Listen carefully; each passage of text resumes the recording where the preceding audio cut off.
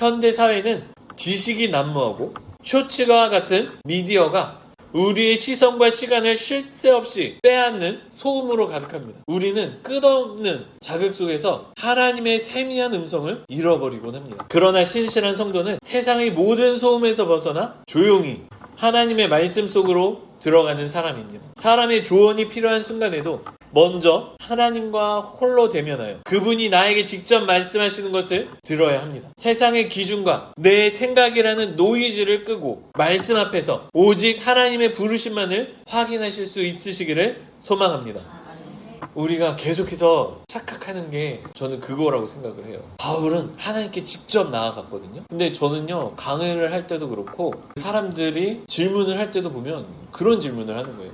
어떻게 하면 하나님을 만나요? 그래서 어떤 걸 해야 돼요? 어떤 책을 보아야 합니까? 저는 어떤 성경을 읽어야 돼요? 이런 이야기들을 참 많이 듣는데 그때마다 제가 하는 얘기 중에 하나가 그거예요. 제가 많은 책들을 소개해 줄 수는 있고 실제로 소개도 많이 해주는데 근데 남이 하는 얘기를 듣는 것도 중요하지만 자기가 직접 하나님의 말씀을 읽는 게 중요하다는 거예요. 자꾸 사람들은 전문가의 목소리를 자꾸 들으려고 해요. 이 목사, 저 목사가 하는 이야기를 자꾸 들으려고 합니다. 그것도 중요하지만 우리는 그 소리를 이제 잠깐 내려놓고 하나님의 말씀인 성경으로 들어가는 시간이 필요합니다. 쇼츠, 목사들의 설교, 이 책들, 저 책들을 보는 것도 좋지만 그 소음에 가득 차서 내가 직접 하나님과 대면하는 시간이 없어지는 건 이상하다는 거예요. 하나님과 1대1로 대면하는 시간이 일주일에 한 번쯤은 있어야 한다는 거예요.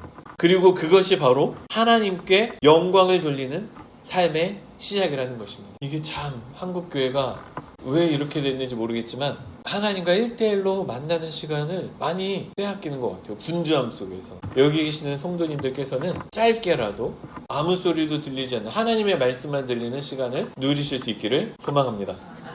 바울은 예수 그리스도를 만난 후 즉각적으로 혈육과 의논하지 않고 하나님의 계시를 묵상하는 길로 나아갔습니다. 바울은 복음의 기쁨을 깨닫자마자 인간적인 조언보다 세상의 평가보다 하나님의 부르심을 최우선으로 삼았습니다. 그는 곧바로 혈육과 의논하지 않고 오히려 다른 사람들을 떠나서 바로 하나님의 계시를 깊이 묵상하기 위해 아라비아로 떠났습니다. 오늘날 우리도 이 아라비아의 시간이 필요합니다.